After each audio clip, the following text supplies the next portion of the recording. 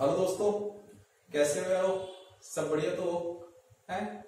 देखो फिर से आ गया हूं आप लोगों के पास और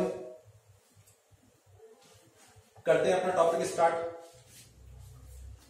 तो राजस्थान जीके का हमारा टॉपिक चल रहा था दोस्तों।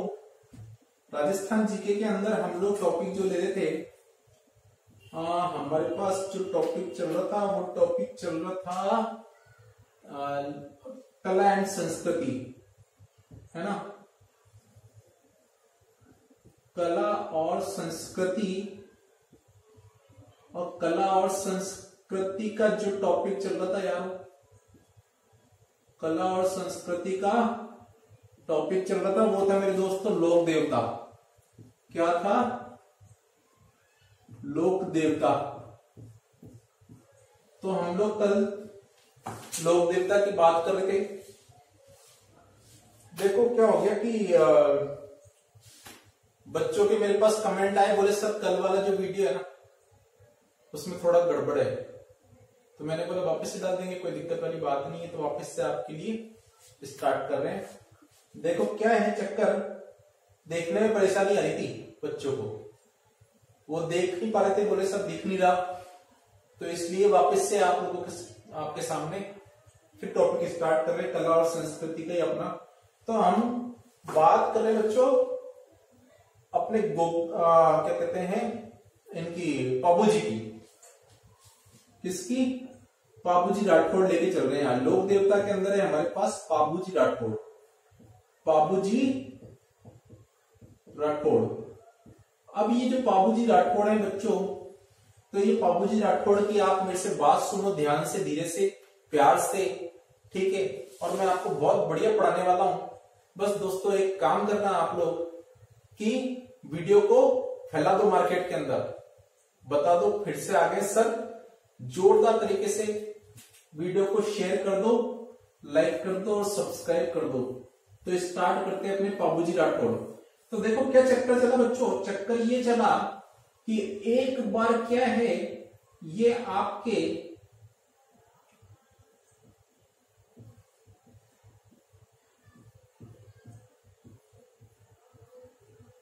ये हैं आपके, ये कौन है?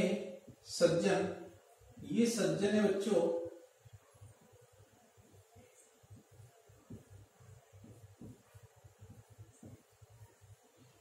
ये हैं आपके एकमात्र और शानदार कर्तव्य परायण जो अपने भाई के लिए सदा तत्पर खड़े रहते थे। इनका नाम है लक्ष्मण। क्या नाम है? लक्ष्मण, ठीक है। तो लक्ष्मण जी है, तो लक्ष्मण जी के एक दोस्त है बच्चों, उनका नाम है राव सिंह। क्या नाम है? राव सिंह है।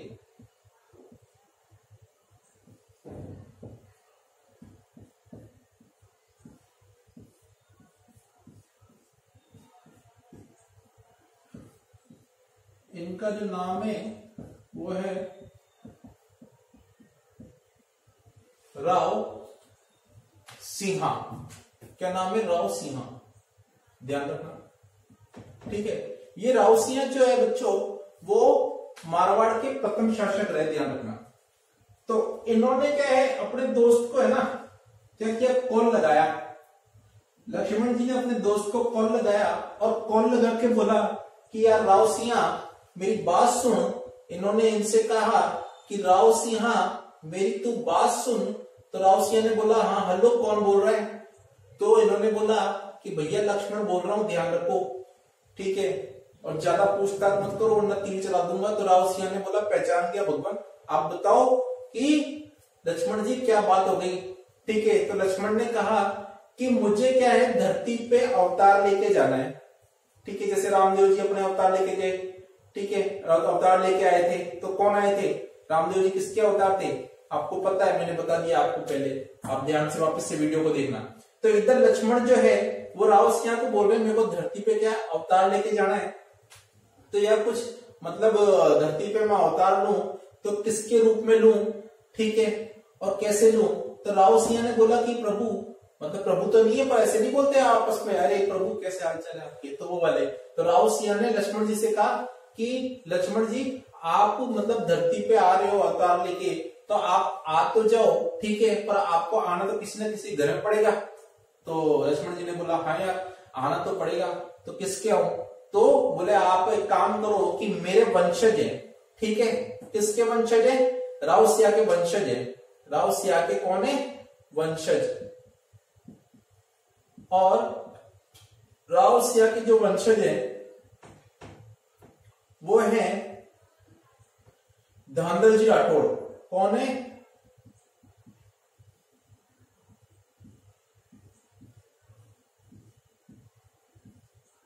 इनका नाम बच्चों धांधल जी राठौड़। धांधल राठौड़,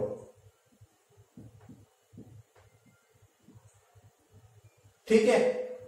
इन्होंने कहा कि मेरे वंशज हैं जिनका नाम है धांधल देव राठौड़ या धांधल सिंह राठौड़ भी कह लो आप, जो आपका मन करे।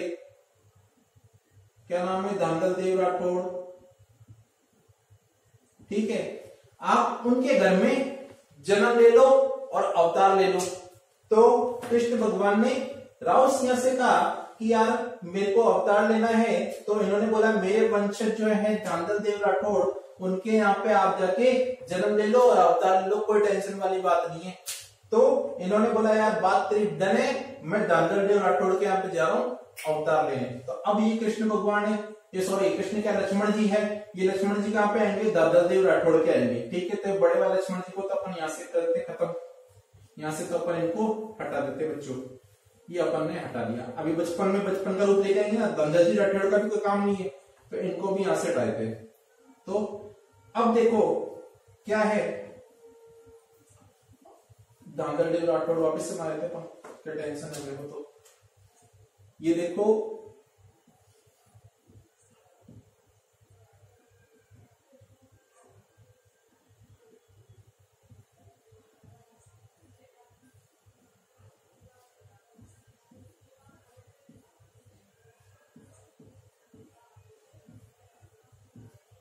इनका नाम है धांधल देव राठौड़।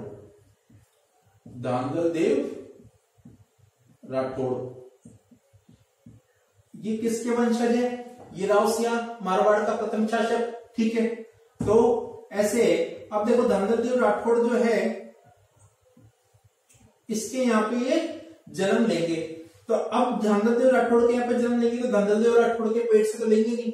ऑब्वियस सी बात है कि धांधल देव राठौड़ की वाइफ होगी, तो वाइफ भी देख लेते हैं, ठीक है। तो धांधल देव राठौड़ की वाइफ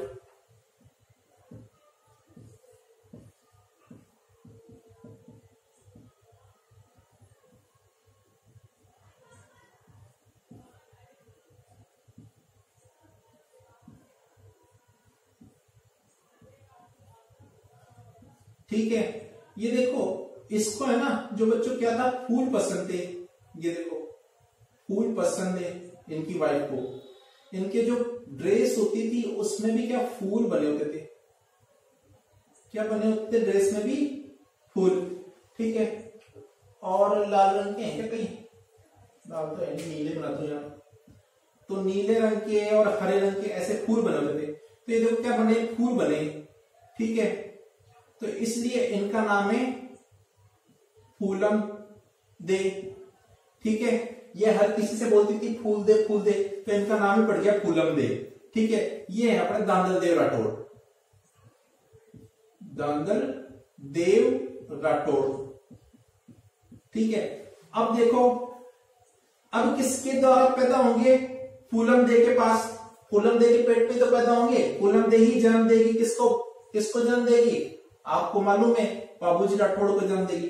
तो अब बनाते हैं अपन पाबूजी राठौड़, ठीक है।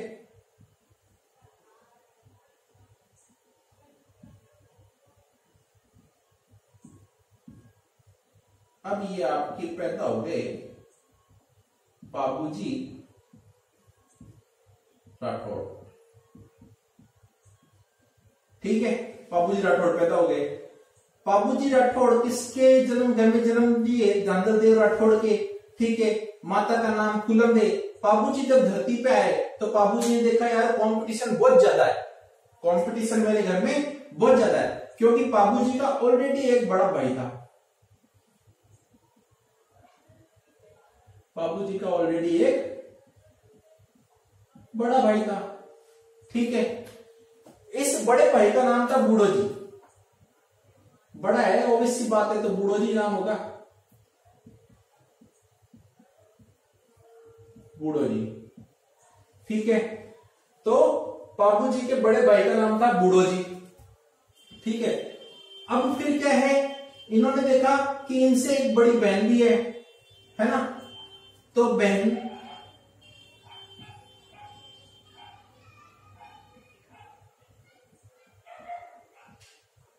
इसका नाम था बच्चों सोना। इसको क्या खूब सोना पसंद था, गले वले में खूब सोना, हाथ के अंदर भी खूब सोना। ठीक है, और रात को भी खूब सोना, तो इसको सोना पसंद था तो इसका नाम सोना लग गया। अब बाबूजी राठौड़ ने कहा कि हे माता, हे पिता, यार आप लोगों ने तो मेरे को फंसवा दिया, यहाँ पे बूढ़ो जी मेरा बड़ा भाई हो गया, सोना मेरी बड़ी बहन हो गई, और मैं बाबूजी राठौड़ छोटे रह गया और जीवन भर छोटे रह जाऊंगा। तो कुछ नया कार्यक्रम और करो, किसी को तो लाओ धरती पे, नहीं तो मैं तो हमेशा जीवन भर छोटा रह जाऊंगा, मेरे को छोटा नहीं कभी बड़ा तो बना थोड़ा सा। ठीक है, क्योंकि मैं लक्ष्मण का अवतार हूं, मेरे को आया धरती बड़ा बन नहीं। ठीक है, तो फिर माता और पिता ने एक और संतान को जन्म दिया जो इनकी छोटी बहन कहलाई।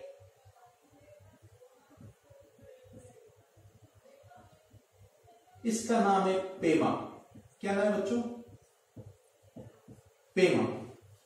ठीक है, तो ये इस तरह से इनका जो परिवार बना वो धांधल देव राठौड़ पिताजी बने, फूलन देव माताजी बनी, बड़े भाई बूढ़ो जी, बड़ी बहन सोना, छोटी बहन पेमा, और लास्ट में आप जिस हीरो की बात कर रहे हो वो है बाबूजी राठौड़। तो इस तरह से धरती पे बाबूजी राठौड़ का जन्म हो गया। अब जन्म होगा तो 1239 ईस्वी में इनका जन्म हुआ बच्चों।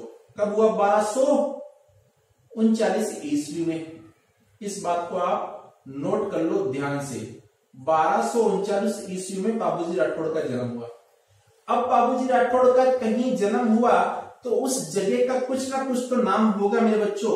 तो उस जगह का नाम है कोलूमंड गांव। कोलूमंड, एक तो गड़बड़ ऐसी हो जाती है मेरे से कि कोलूमंड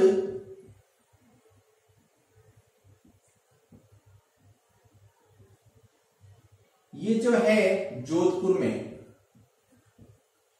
अब आप बोलोगे सर ऐसे कठिन कठिन नाम याद नहीं हो रहे, तो एक मेरी बात बताओ बच्चों, कोल्हू का बेल होता है वो क्या करता है? खेत का जोतता है ना, खेत को जोतता है, मतलब कोल्हू का बेल बना दिया। तो इधर कोल्हू और इधर जोत। ठीक है, तो कोल्हूमंड जोधपुर में ये क्या हो गए? फाइनली पैदा हो गए। ठीक है, अब ये फाइनली क्या है? जोधपुर के अंदर पैदा हो चुके हैं। अब ये यहाँ पे अपने सारे कार्यक्रम जो इनका कार्यक्रम है वो सारा के सारा कार्यक्रम अब ये पूरा करेंगे। करेंगे कि नहीं करेंगे?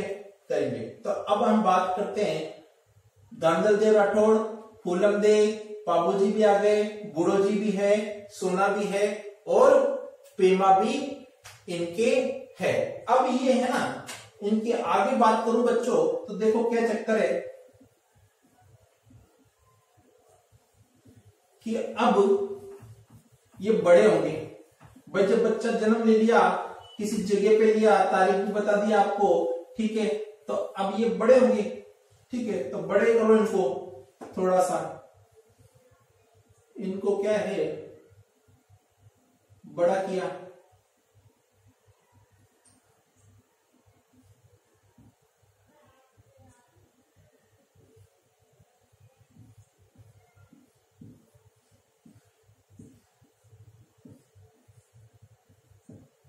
ठीक है, तो ये आपके बाबूजी राठौड़, बाबूजी राठौड़ है बच्चों। ठीक है, अब क्या होगा कि ये बड़े होंगे तो इनकी बहन है, ठीक है, बहन कौन है आप जानते ही हो, इनकी बहन जो है वो अब वो भी बड़ी हो गई है जो इनके बाद पैदा हुई थी, और दिखने में भी बहुत खूबसूरत है बच्चों, ठीक है। ये देखो, और इसका नाम है पेमा। पेमा यहां पे इसका नाम है, ठीक है। तो ये जो पेमा है, इस पेमा की शादी का बच्चों रिश्ता आया है, इस पेमा की शादी का रिश्ता आया है। और रिश्ता कहां से आया है इसका आया है रिश्ता, इसका रिश्ता आया है जायल, एक जगह है बच्चों, वो है नागौर में, ठीक है। और यहां का जमींदार है जीवराव खींची, जीवराव खींची यहां का।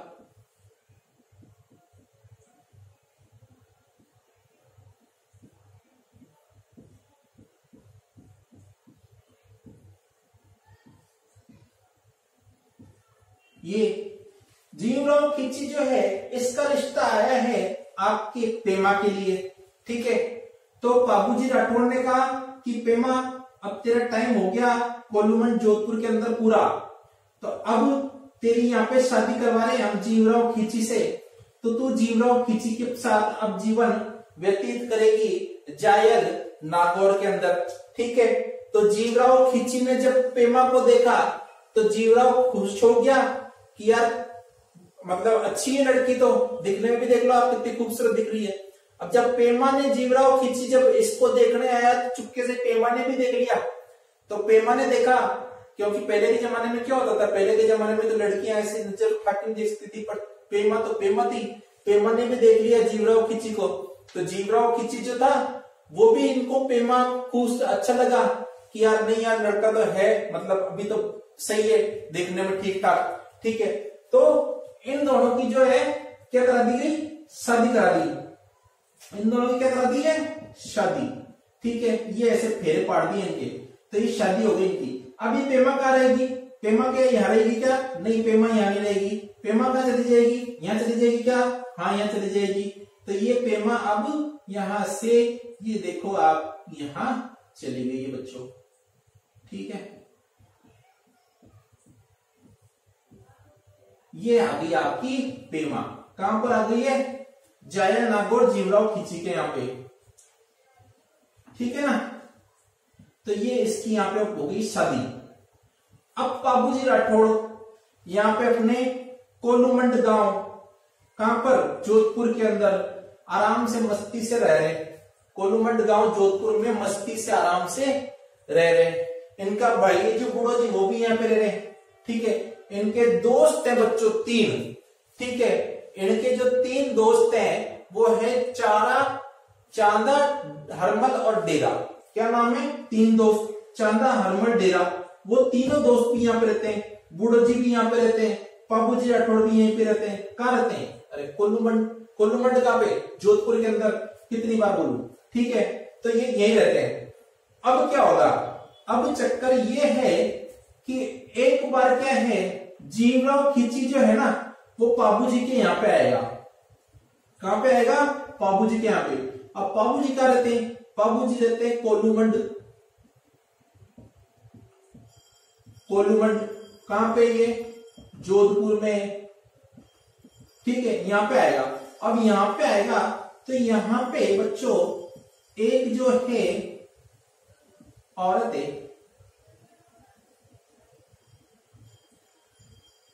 ठीक है। एक जो है ये औरत है, इसका नाम है देवल चारनी। क्या नाम है, देवल चारनी। और यहां पे इसका एक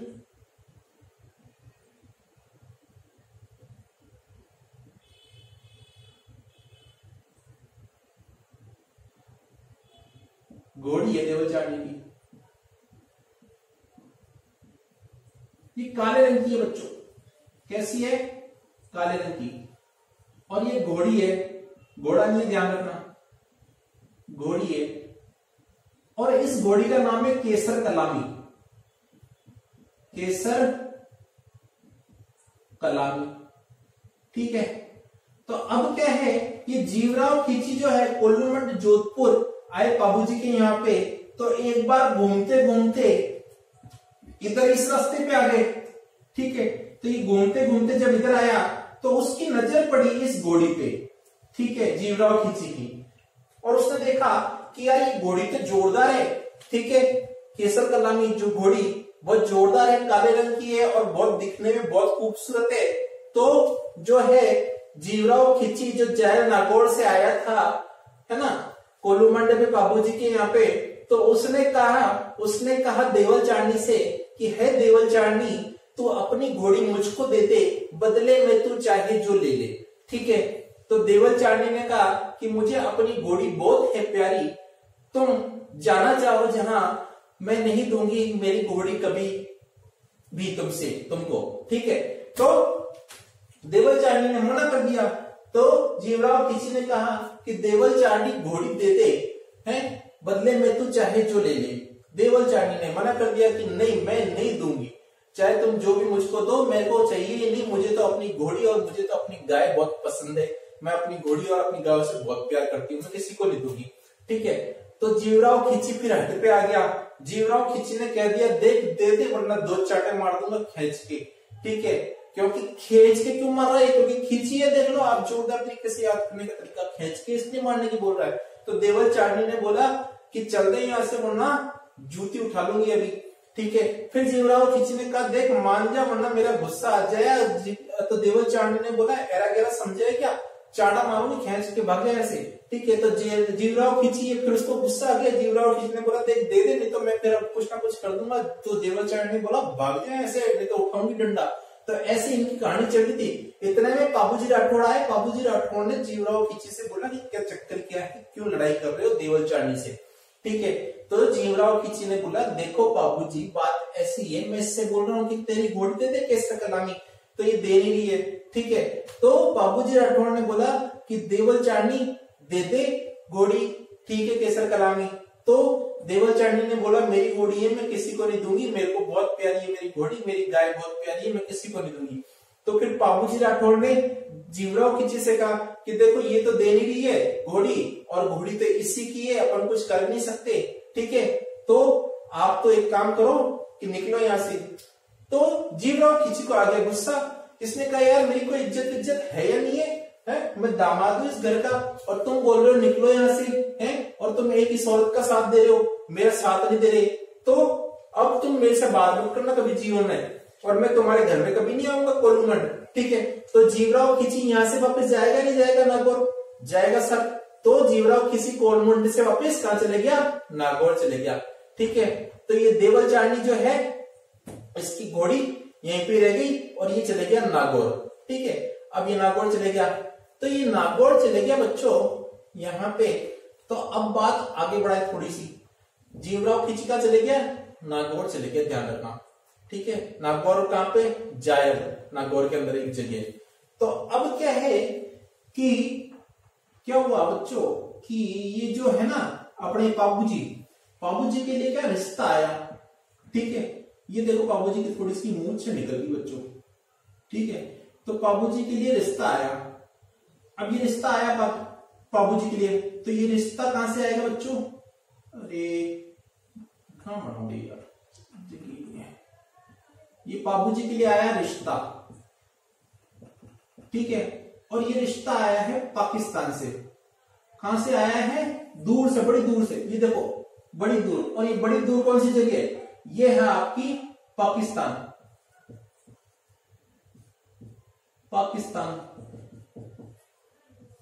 ठीक है। ये कहां से आया है इसका रिश्ता, ये आया है पाकिस्तान से।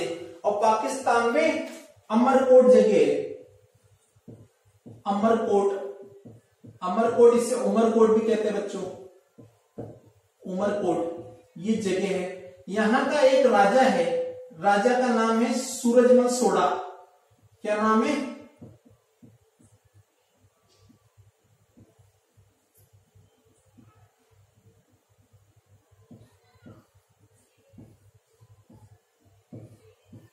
इसका नाम है, देखो इसके ऊपर क्या है, ऐसे सूरज जब निकलता है और इसको तेज धूप देता है और उसको गर्मी लगती है, तो ये क्या करता है बच्चों, हाथ में ऐसे लेता है सोडे की बोतल, ठीक है, और ये खूब सोडा पीता है। क्या पीता है, खूब सोडा पीता है। तो सोडा पीना है तो इसका नाम हो गया बच्चों सूरजमल सोडा, सूरजमल सोडा, ठीक है, सूरजमल सोडा, है ना। तो अब क्या है भाई, सूरजमल सोडा है, इसकी लड़की का जो है रिश्ता किसके लिए, बाबूजी के लिए। अब इसकी जो लड़की है, इसकी लड़की देखते हैं बहुत खूबसूरत है, इसकी जो लड़की है वो बहुत खूबसूरत है बच्चों।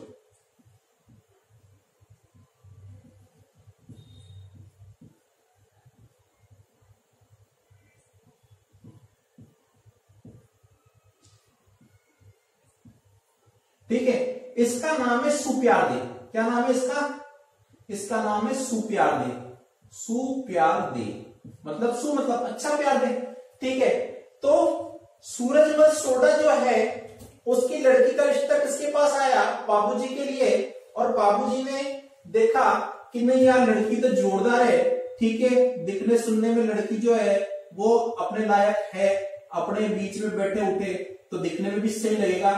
तो बाबूजी ने बोला कि ये सुप्यार दे मुझे पसंद है, ठीक है, और इससे मैं शादी करने के लिए भी तैयार हूं। तो सूरजमल सोडा ने बोला फिर देर किस बात की, आओ बारात लेके, ठीक है, और ब्याह के ले जाओ मेरी बेटी को। तो बाबूजी अब मेरे बच्चों कहां पे जाएंगे, मेरे बच्चों बाबूजी राठौड़ जो है वो बाबूजी राठौड़ अब पाकिस्तान जाएंगे, ठीक है, सुप्यार दे से शादी करने के लिए। बाबूजी राठौड़ अब कहां जाएंगे, पाकिस्तान। तो पाकिस्तान जा रहे हैं। अब बाबूजी राठौड़ जब पाकिस्तान जा रहे हैं तो वो अकेले जाएंगे नहीं, वो अपने भाई को भी लेके जाएंगे, ठीक है, अपने जो इनके भाई थे,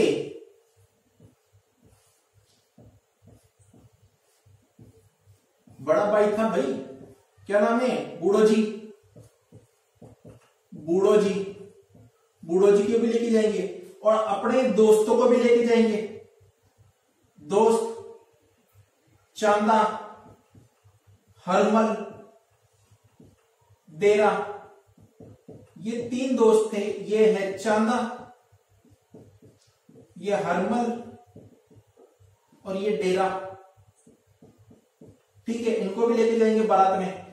अब ये इन्होंने क्या करा, इन्होंने जीवराव खिची को भी बुलवाया कि साहब मेरी शादी है और आप मेरी सिस्टर के हस्बैंड हो, तो आप पधारो शादी के अंदर। जीवराव खिची ने बोला, भूल गया क्या पहले वाली लड़ाई है, पहले वाली लड़ाई भूल गया क्या कि तूने मुझे गोली दिलवाई थी, मैं तेरे यहाँ शादी वादी में नहीं आऊंगा। और बीबी से भी कह दिया कि कहीं जाने की जरूरत नहीं है, ध्यान रखना वरना खाएगी चाटा मेरे हाथ से, ठीक है। तो ये बेचारे डर की यहीं रह गई। जीवराव खिची जो था उसने तो पहले ही मना कर दिया, बोले मैं तो आऊंगा नहीं। तो बाबूजी ने क्या करा, एक चिट्ठी लिख के एक आदमी के द्वारा इनके पास भिजवाई कि साहब आओ शादी के अंदर, आपका बहुत बहुत स्वागत है, और नहीं आओगे तो कैसे काम चलेगा, परिवार के अंदर तो छोटी मोटी लड़ाइयां चलती रहती है ना। तो फिर जीवराव खिची ने बोला कि देखो मान जाओ मेरी बात को, मेरे को बहुत गुस्सा आ रहा है वैसे पहले वाली बात पे, ये घोड़ी वाली पे, ठीक है, नहीं तो फिर मेरा दिमाग घूम जाएगा। तो फिर इन्होंने बोल दिया कि चले जाओ यहाँ से। तो वो आदमी ने बोला साहब उन्होंने लेटर भिजवाया, अब इसका क्या जवाब दो। तो इसने जीवराव खिची ने क्या है, उस आदमी को मार दिया, बोले ये जवाब दे देना जा, ठीक है। तो वो उसकी जो अमृत खबर किसको मिली, बाबूजी राठौड़ को। बाबूजी राठौड़ समझ गए कि ये जीवराव खिची तो आने वाला है। बाबूजी राठौड़ ने बोला आए तो आए, नहीं आए तो कोई टेंशन नहीं, ठीक है, अपन तो बारात लेके जाओ। तो बारात लेके भाई सीधी सी बात है, कोई आए या नहीं आए शादी तो करनी है, ठीक है। तो ये जो है जीवराव खिची के यहाँ ये इसके नहीं आने से बाबूजी राठौड़ के बारात लेके नहीं जाएंगे क्या, भाई शादी तो करनी है, आओ चाहे नहीं आओ मेहमान। तो ये काम बारात लेके जाएंगे। तो बारात लेके जाएंगे बच्चों, तो घोड़ी थोड़ी सी ले जाने की थोड़ी टेंशन हो गई कि यार अपने पास कोई साधन तो है नहीं, बारात पहले तो कार बस कुछ चलती नहीं थी, तो कैसे जाएंगे, और घोड़ी अपने पास है नहीं, ठीक है, अपने पास तो घोड़े। तो अब घोड़ी ढूंढी किसकी, तो घोड़ी मिली देवल चारणी की, ठीक है।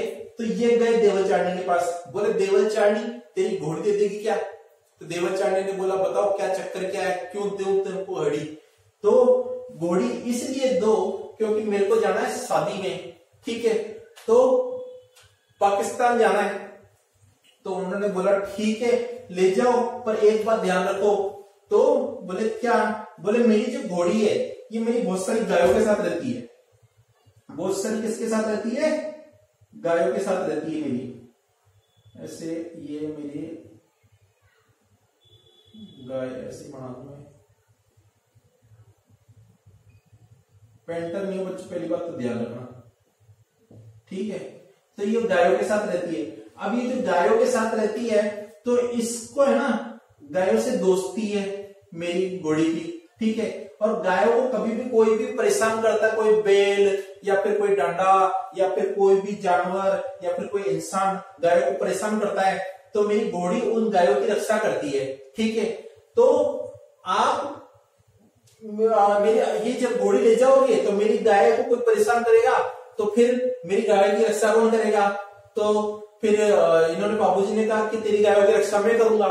तो फिर इन्होंने कहा देवलचारिणी ने, आप मेरी गायों की रक्षा कैसे करोगे? तो इसने कहा बाबूजी ने कि भाई मैं जहां पे भी होऊंगा आपकी गाय पे जैसी समस्या आएगी तो मैं वहां से तुरंत दौड़ा आऊंगा, ये मैं वचन देता हूं।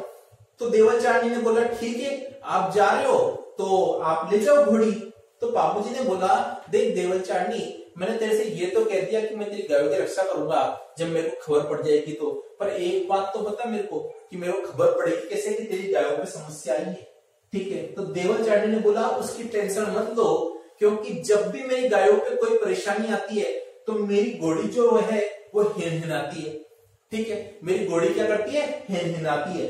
तो देवलचारिणी की ये बात सुनी बाबूजी ने, तो इन्होंने बोला जब मेरी घोड़ी वहां पे कहीं पे भी रास्ते में या वहां जाने के बाद हिनहिनाए तो समझ जाना मेरी गायों को क्या है, परेशानी आ गई है और आप तुरंत आ जाना। तो बाबूजी ने बोला बात डन है, जैसे तेरी घोड़ी हिनहिनाएगी मैं वहीं से तुरंत वापस लौट के आ जाऊंगा। तो अब क्या है, ये जो घोड़ी है ये लेके कौन? बाबूजी राठौड़ दूल्हा बन के घोड़ी पे बैठ के बैंड बाजा नाचा गाता करते हुए, यहाँ पे बैंड बजाते हुए, ठीक है, आज मेरे यार की शादी है, चांदा हरमल डेगा तीनों है ना ऐसे दुपट्टे लगा के नाचते, ठीक है, ध्यान रखना। तो ये ऐसे नाचते नाचते कहाँ चले गए? पाकिस्तान, उमरकोट जो जगह है, सूरजमल सोडा की बेटी जो है सुप्यारदे से शादी करने, और बाबूजी राठौड़ क्या करने गए? दे दे प्यार दे, ये कहते, ठीक है। तो अब जो है यहाँ पे ये पहुंच गए, कौन पहुंच गए? बाबूजी राठौड़। अब बाबूजी राठौड़ आ गए तो ये सूरजमल सोडा को थोड़ा पीछे कर दो, हटाओ थोड़ा पीछे, क्योंकि अब तो सुप्यारदे के साथ कौन होंगे? बाबूजी राठौड़, ठीक है। तो ये थोड़े से हमारे ये पिताजी हैं सूरजमल सोडा, ठीक है, ये थोड़ा हम इसको यहां पे ऐसे करके बना देते हैं। ध्यान रखना बच्चों, सोडा खूब पीते हैं गर्मी में जब सूरज चमकता है तो, ठीक है। अब ये देखो कन्यादान करेंगे और यहाँ पे आ गए अपने बाबूजी राठौड़। कौन आ गए? बाबूजी राठौड़, ठीक है। ये बाबूजी राठौड़ अब इसको माला पहनाएंगे, ये देखो माला पहना है बाबूजी राठौड़, ठीक है। किसको पहना है बच्चों? ये बाबूजी राठौड़, ध्यान रखना अपने बाबूजी हैं ये।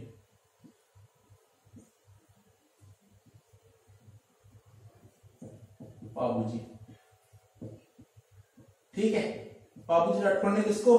सुप्यारदे को माला पहनाई और ठीक है फेरा लेने लगी यूं करके। पहला फेरा, पंडित जी को बोला पंडित जी मंत्र दी तेज बोलो। पंडित जी और पैसे कमाने के चक्कर में धीमे धीमे, ठीक है, मंत्र बोल रहे हैं। तो पहला फेरा, फिर दूसरा फेरा, फिर तीसरा फेरा,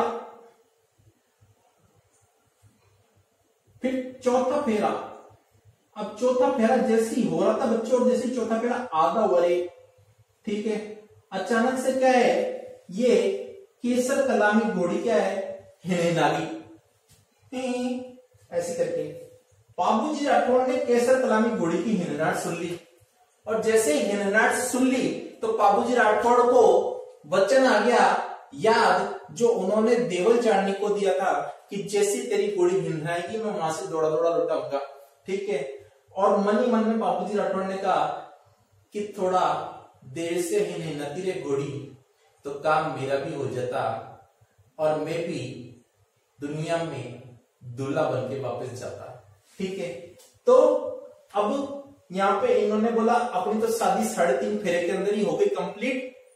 3.5 फेरे में मैं तो अपनी शादी को कंप्लीट मानता हूँ। घोड़ी ना गई है और मेरे को अब जाना है वापस से कहां पे, देवल चारनी के पास। उसकी गायों की थोड़ी सी परेशानी आ गई है। तो सूरज सिंह सोढ़ा परेशान हो गए और वो घबरा गए और वो फटाफट सोडे की बोतल लेके बाबूजी के पास आए और बोला सोडा पियो, थोड़ा ठंड खाओ, शादी तो पूरी करके जाओ। तो इन्होंने बोला अपनी बात मानो और मेरे को यहाँ से वापस जाने दो, क्योंकि मेरे को गायों की रक्षा करनी है देवल चारनी की। ठीक है, तो यहाँ से बाबूजी राठौड़ फिर वापस से क्या है, उमरकोट या अमरकोट से कहा निकल जाएंगे, वापस निकल जाएंगे कहां पे, ये आप निकल जाएंगे वापस कोल्लूमंड।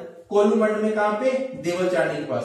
तो ये देखो बाबूजी राठौड़ की स्टोरी यहाँ से खत्म हुई। ठीक है, सूरज सिंह सोढ़ा की भी यहाँ से खत्म कर देते हैं। ये 3.5 फेरे लिए इन्होंने, ध्यान रखना। ठीक है, यहाँ से तो यहाँ से क्या है, ये वापस आ गए, कहां पे आ गए, अपने यहाँ पे उमरकोट कोल्लूमंड जोधपुर में। और यहाँ पे आके इन्होंने देखा, देवल चारनी से पूछा क्या दिक्कत है, तो बोले मेरी जो गाय है वो तुम्हारा जो है जीवराव खींची वो ले गया। तो बोले क्यों ले गया जीवराव खींची, बोले वो गुस्सा करते हुए आया, उसने मेरे से कहा कि जब मैंने तेरे से केसर कला में घोड़ी मांगी तो तूने मेरे को केसर कला में घोड़ी नहीं दी, पर जब बाबू ने तेरे से केसर कला में घोड़ी मांगी तूने उसको हंसते हंसते दे दी। तो हे देवल चारनी, मेरे अंदर ऐसी कौन सी कमी थी और जिसके कारण मुझे घोड़ी नहीं दी और तूने बाबू को घोड़ी दे दी है। और अब कहना बाबू से कि घोड़ी मेरे को दे जाए और तेरी सारी गाय वापस ले जाए। एक है कि सारी की सारी मेरी गाय जीवराव खींची ले गया। ठीक है, तो फिर अब बाबूजी जो है, बाबूजी क्या है, बाबूजी ने बोला ठीक है। तो बाबूजी क्या है, अब एक जगह जाएंगे जीवराव खींची के पास। बाबूजी ने जीवराव खींची से कहा कि भाई दे आप इनकी गाय दे दो। ठीक है, तो जीवराव खींची ने कहा चाटा खा जाएगा और चल दे यहाँ से। ठीक है, तो बाबूजी ने बोला देखो तुम ऐसे तो मानोगी नहीं, तो मेरे से युद्ध कर लो। तो बाबूजी और जीवराव खींची एक जगह पे लड़ने के लिए गए और उस जगह का नाम है देचू गांव। देचू गांव, और ये देचू गांव जो है, ये देचू गांव है बच्चों जोधपुर में। तो ये देचू गांव में इन्होंने आपस में दोनों ने खूब लड़ाई की और खूब जोरदार तरीके से लड़ाई की, जिसके अंदर बूढ़ो जी जो है आपके वो शहीद हो गए। थोड़ी देर बाद आपके बाबूजी भी वहां पे शहीद हो गए। तो बच्चों बाबूजी क्यों शहीद हुए थे, बाबूजी इसलिए शहीद हुए बच्चों क्योंकि उन्होंने गाय को बचा रहे थे। वो किससे, जीवराव खींची से। तो जीवराव खींची से गाय को बचा रहे थे। तो गाय को बचाते बचाते देचू गांव के अंदर क्या है, जीवराव खींची से वो मृत घोषित हो गए और यहाँ पे उन्होंने अपने प्राण त्याग दिए। इसलिए देचू गांव में क्या है, समाधि बनी है बच्चों, किसकी, आपकी समाधि। देचू गांव में किसकी समाधि बनी है, बाबूजी राठौड़ की। ठीक है, तो बाबूजी की समाधि यहाँ पे देचू गांव के अंदर बाबूजी राठौड़ की समाधि बनी हुई है, ध्यान रखना। अब देखो क्या चक्कर है, अब ये जब छोटे थे बच्चों, ठीक है, तो ये जब छोटे थे तो इन्होंने क्या किया था, बचपन के अंदर इन्होंने एक पाकिस्तान से क्या था, पाकिस्तान से एक आदमी आया था। उस आदमी ने, तो यहाँ पे तो ये जीवराव खींची की कहानी तो खत्म कर दे, पेमा और जीवराव खींची। तो जब छोटे थे ना बच्चों, तो पाकिस्तान से एक आदमी आया था कोल्लूमंड। ठीक है, तो कोल्लूमंड में आया तो वो एक इस तरह का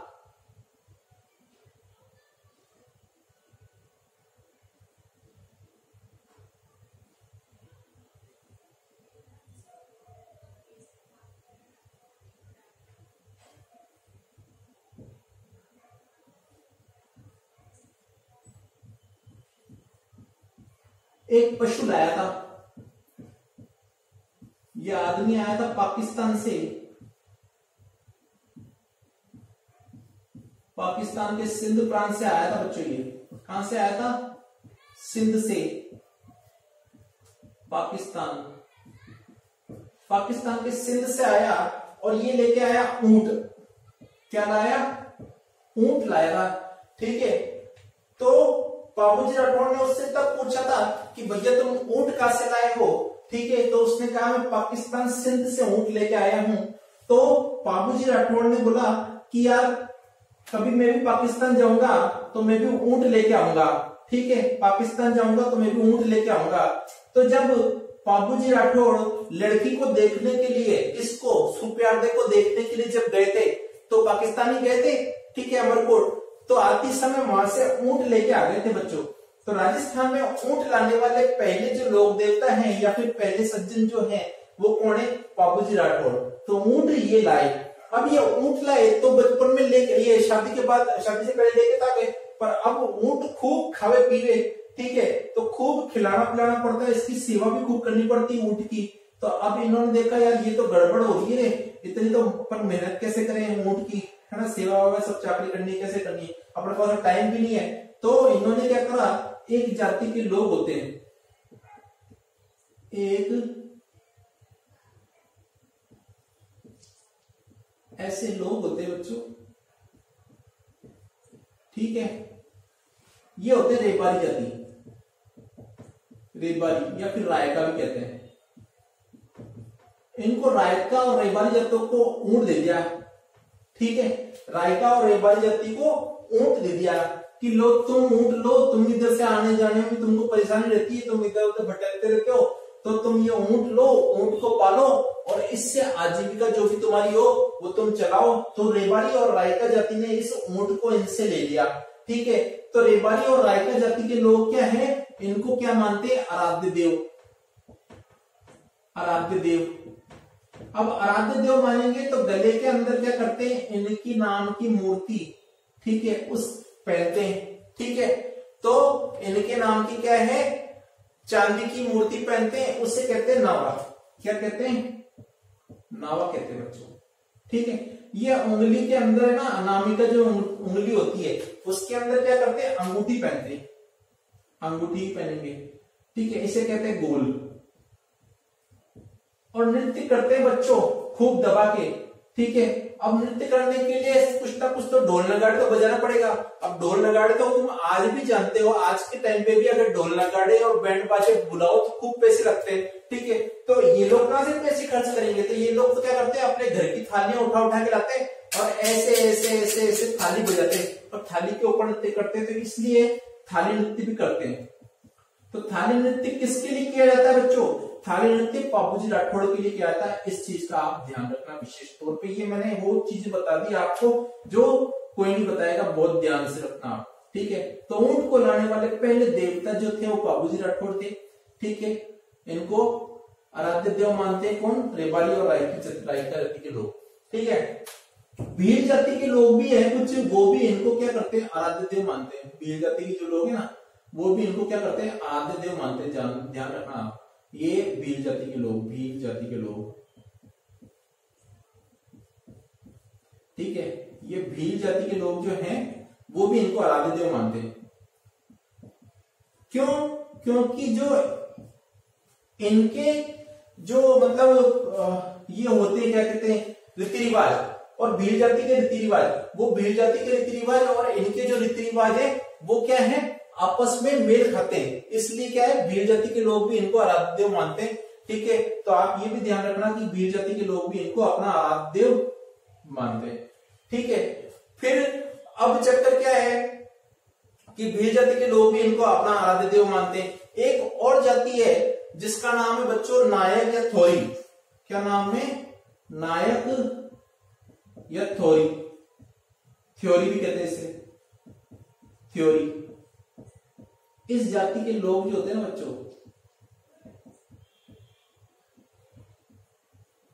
वो भी इनको अपना आराध्य मानते हैं। पूछो क्यों मानते हैं? क्यों? क्योंकि इस जाति के 7 लोग थे, ठीक है। इस जाति के कितने लोग थे? 7 लोग थे। गुजरात का एक शासक था अन्ना बघेला। क्या नाम था? अन्ना बघेला। ये गुजरात का शासक था। कहां का था बच्चों? गुजरात का। तो गुजरात का एक शासक था जिसका नाम था अन्ना बघेला। वो अन्ना बघेला से थ्योरी जाति के 7 लोगों की रक्षा किसने की थी? बाबूजी राठौड़ ने की थी। बाबूजी राठौड़ ने नायक जाति जिसे थ्योरी जाति भी कहते हैं, उनके 7 लोगों की रक्षा अन्ना बघेला गुजरात के शासक से की थी मेरे बच्चों। इसलिए नायक जाति या थ्योरी जाति के लोग भी बाबूजी राठौड़ को क्या मानते हैं? अपना आराध्य देव मानते हैं। ये भी आप ध्यान रखना, बहुत इंपॉर्टेंट है। अब हम बात करते हैं नेक्स्ट, ठीक है। देखो बाबूजी राठौड़ जो है, बाबूजी राठौड़ भी आपके उनका देहांत हो गया, ठीक है। समाधि उनकी बना दी गई देचू गांव के अंदर। जीवराव खींची से गायों की रक्षा करते करते क्या है, अब उनका क्या हो गया कि वो मृत हो गए वो वहां पे, ठीक।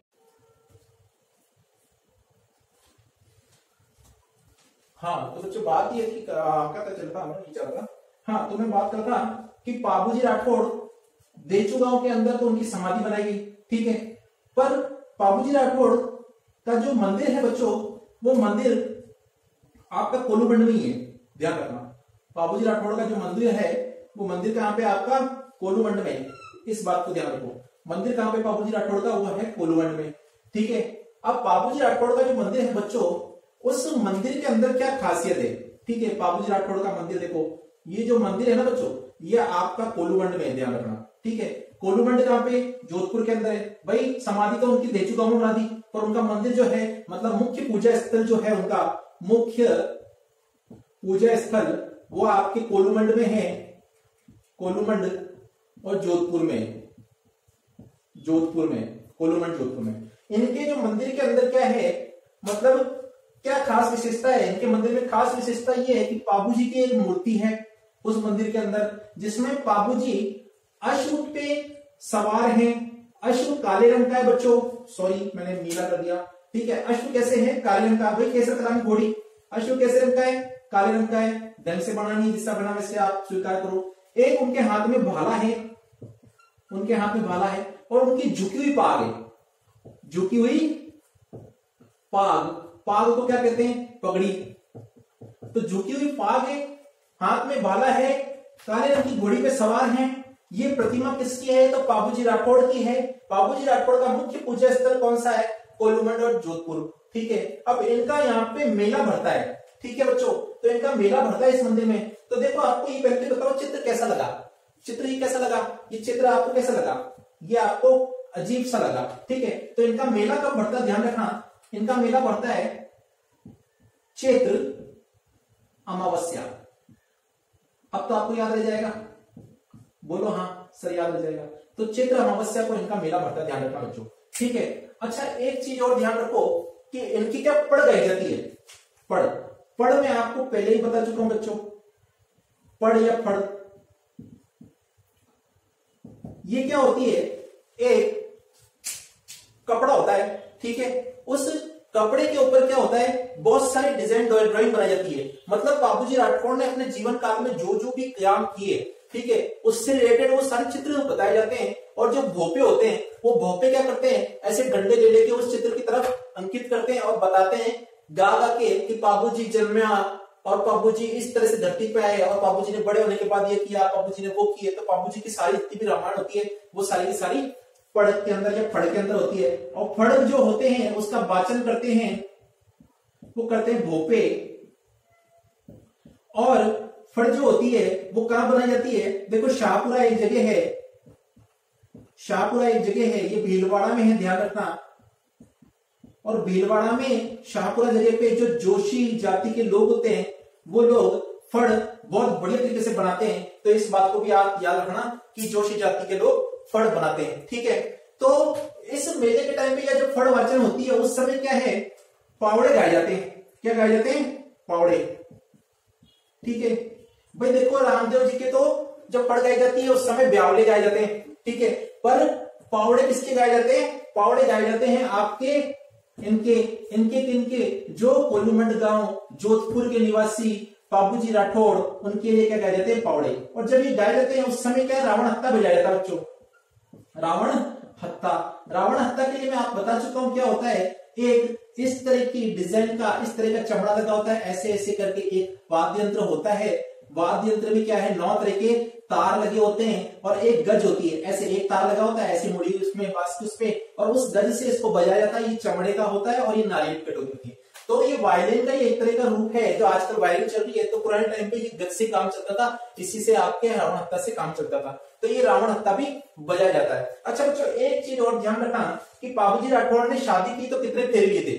बाबूजी राठौड़ ने शादी की तो 3.5 फेरे लिए थे। तो बाबूजी राठौड़ को मानने वाले लोग क्या करते हैं, वो 3.5 फेरे लेते हैं। बाबूजी राठौड़ को मानने वाले लोग 3.5 फेरे लेते हैं। ठीक है, अब और दूसरी बात अगर करें तो बाबूजी राठौड़ कौन थे जो पहली बार राजस्थान के अंदर किसको लेके आए, ऊंट को लाए। ठीक है, बाबूजी राठौड़ जी राजस्थान के अंदर पहली बार प्रथम बार ऊंट को लेके आए थे। कहां से लेके आए थे? सिंध प्रांत से। सिंध कहां पे? पाकिस्तान से, राजस्थान के अंदर। मतलब इनके ऊंट लाने से पहले राजस्थान के लोगों को पता नहीं था कि ऊंट नाम की भी कोई चीज होती है या कोई पशु होता है। ठीक है, तो ये ऊंट लेके आए। अब मेरी बात सुनो बच्चों, ऊंट जब बीमार पड़ जाएगा रे, तो ऊंट बीमार पड़ जाएगा तो क्या होगा? ऊंट बीमार पड़ जाएगा तो उसको, उस जमाने में तो डॉक्टर होते ही थे, ठीक है, पशु चिकित्सक थोड़ा होते थे पहले के जमाने में। तो क्या करते थे कि बाबूजी राठौड़ के नाम की एक धागा होता है जिसे थाती कहते हैं, थाती, डोरा कहते हैं, डोरा, डोरा बांधना, तो ऐसे होता है थाती।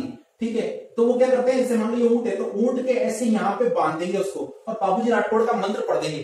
तो बाबूजी राठौड़ का मंत्र पढ़ देते हैं और बाबूजी नाम का जो थाती या धागा या डोरा बांध देते हैं, तो उससे क्या है, ऊंट जो है वो ठीक हो जाता है। अब क्या एक और चीज है, तो इसलिए इनको क्या है, ऊंटों का रक्षक भी कहते हैं। ठीक है, क्या कहते हैं? ऊंटों का रक्षक। क्या कहते हैं बाबूजी राठौड़ को? ऊंटों का रक्षक। बात करते हैं, देखो गायों की इन्होंने रक्षा की और गायों की रक्षा करते करते अपने प्राण गंवाए, तो इसलिए ये गौरक्षक देवता कहलाए। गौरक्षक देवता, ध्यान रखना। दूसरा, ऊंट की रक्षा भी करते हैं तो ऊंट रक्षक, ऊंट रक्षक देवता। तीसरा बच्चों, जब भी चूहे जो होते हैं, चूहे जो होते हैं, ठीक है, ये जो चूहा होता है, चूहे के कारण एक बीमारी फैलती है, उसको कहते हैं प्लेग। ठीक है, तो प्लेग के टाइम पे भी कहा जाता है कि बाबूजी के नाम का मंत्र और झाड़क बांट दो तो क्या होता है, प्लेग खत्म हो जाता है। तो इसलिए प्लेग रक्षक देवता भी कहलाते हैं बाबूजी राठौड़। ध्यान रखना, प्लेग रक्षक देवता भी बाबूजी राठौड़ कहलाते हैं।